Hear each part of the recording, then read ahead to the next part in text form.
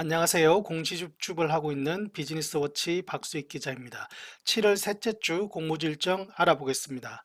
먼저 이번 주에는 유안타 스펙 9호, 세비캠, HYTC 세 곳이 수요 예측을 진행합니다. 먼저 20일과 21일 수요 예측을 진행하는 세비캠을 알아보겠습니다.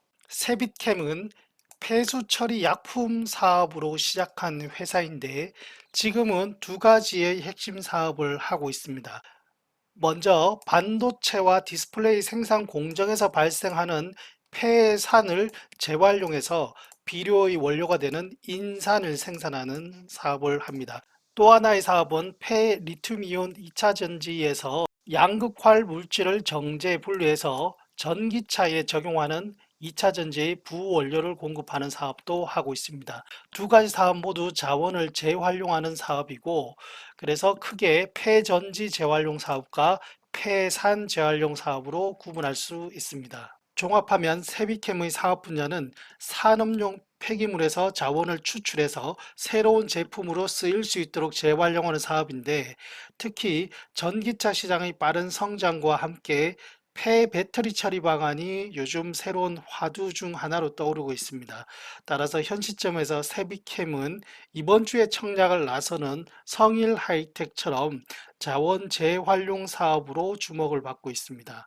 작년 기준으로 매출액의 비중을 보면 폐전지 재활용이 47%, 폐산 재활용이 약 30%로 두 가지가 핵심 사업임을 알 수 있고요. 영업이익률이 해마다 두 자릿수 이상을 기록하고 있습니다. 최대 주주는 박용진이란 사람인데 창업주 박민규 대표이사의 아들입니다. 2020년에 지분 증여가 있었던 것으로 확인이 되고요. 신주 모집이 90만 주, 구주 매출이 17만 주인데요. 구주 매출로 주식을 파는 사람이 아까 살펴본 최대 주주 박용진 씨입니다. 구주 매출 전에 120만 주를 보유하고 있다가 17만 주를 이번 상장 과정에서 팔고 남은 주식이 104만 주 가량인데, 이 주식에 대해서는 절반은 6개월, 나머지 절반은 2년간 의무 보유하겠다고 밝혔습니다. 최대 주주가 상장 과정에서 본인 지분 일부를 구주 매출로 내놓는 것은 투자 심리에는 좋은 일은 아닙니다.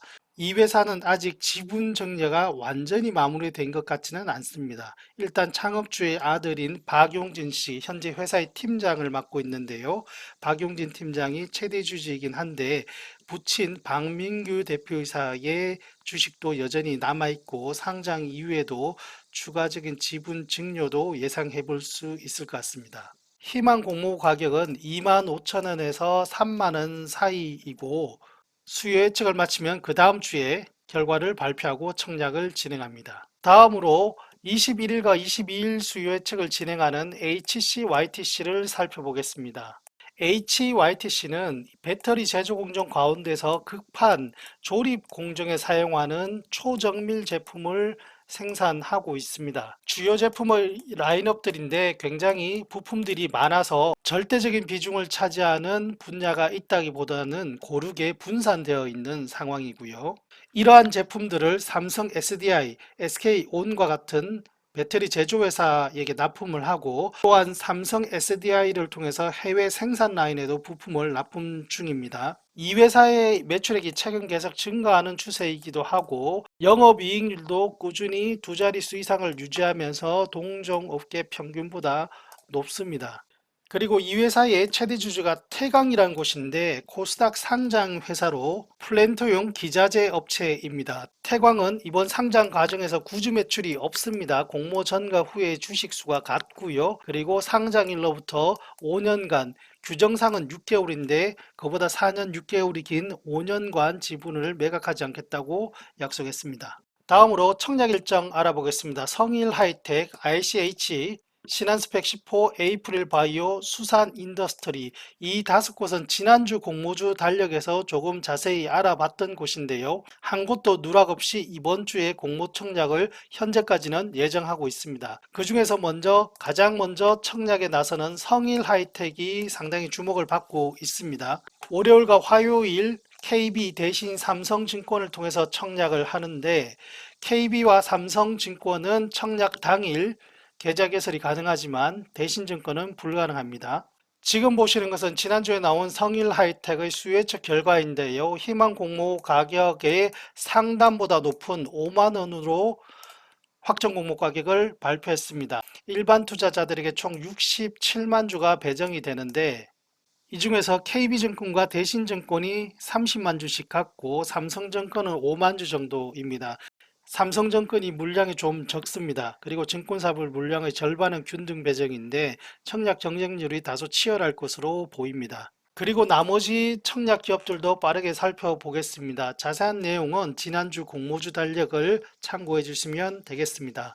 ICHC는 화요일과 수요일 청약을 진행하는데 IT 기기용 점착 테이프나 전자파를 줄이거나 차단해주는 가스켓, 그리고 필름형 방막 안테나를 생산해서 삼성전자와 같은 IT 기기 완제품 업체에 납품하는 것입니다. 삼성증권 단독으로 청약을 진행하고 청약 기간에 계좌 개설이 가능한데 청약 하루 전에 수요 예측 결과가 나오는 만큼 공시를 꼭 확인하시면 좋겠고요. 다음으로 에이프릴 바이오 역시 NH증권 단독으로 청약을 하는데 NH증권은 청약 기간 중에는 계좌 개설 안 됩니다. 그래서 청약 하루 전날까지 계좌를 만들어야 되고 청약 하루 전날에 역시 수요 예측 결과도 나오는 만큼 공시를 확인해 주시길 바랍니다.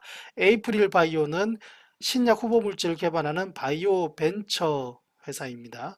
마지막으로 수산 인더스터리는 가장 늦은 수요일과 목요일 삼성 미래에셋에서 청약을 진행하는데 두 곳 모두 청약 기간에 비대면 계좌 개설이 가능하고요. 역시 청약 하루 전인 19일에 수요 예측 결과와 함께 확정 공모가를 발표합니다. 수산 인더스트리는 원자력, 화력, 신재생 발전과 같은 발전 시설을 점검 정비하는 사업을 하고 있고 유일하게 유가증권 시장에 상장하는 곳입니다. 올해 LG 에너지 솔루션에 이어서 두 번째 유가증권 시장 상장을 추진하는 곳입니다. 다음은 상장 일정입니다. 이번 주에는 루니카, IBKS 스펙 18호가 각각 목요일과 금요일 상장합니다.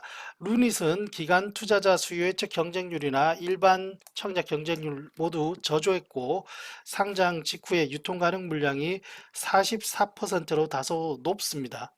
마지막으로 상장 이후 기간 투자자 의무보유 확약 해지 일정을 살펴볼 텐데요. 범한 퓨얼셀, 비플라이 소프트, 오토엔, 미래에셋 비전 스펙 1호가 있습니다. 이 중에서 비플라이 소프트가 수요일 날 1개월 확약 해제 물량이 약 3만 5천 주 정도 나오는데 그런데 이 회사가 지난주에 400% 무상증자를 발표했습니다. 한 주를 가지고 있으면 4주를 주는 무상증자를 발표했고 그래서 무증 발표 전에 주가가 상당히 좀 급등하다가 무증 이후에는 주춤하는 흐름인데 어쨌든 상장 이후 상당히 부진했던 주가가 무상증자 발표 전부터 오르면서 최근 공모가를 회복했습니다. 따라서 차익 매물에 반대로 주의할 필요도 있겠습니다. 지금까지 공모주 달력이었습니다. 독자 여러분들께 한 가지 공지사항이 있습니다. 저희가 아직까지 구독자가 부족해서 커뮤니티 기능이 없다 보니까 공지를 따로 드리지 못하는데요. 월요일 그러니까 7월 18일부터는 매일 오전 8시 반, 월화 수목 8시 반에 라이브 방송을 진행하고자 합니다. 라이브 방송의 내용은 간단한 주식시장의 어떤 상황 점검과 함께 특히 전날 나왔던 주요 공시를 빠르게 해설해 드리는 그러한 시간을 가져보려고 합니다. 많은 시청 부탁드립니다. 월요일 아침 뵙겠습니다. 감사합니다.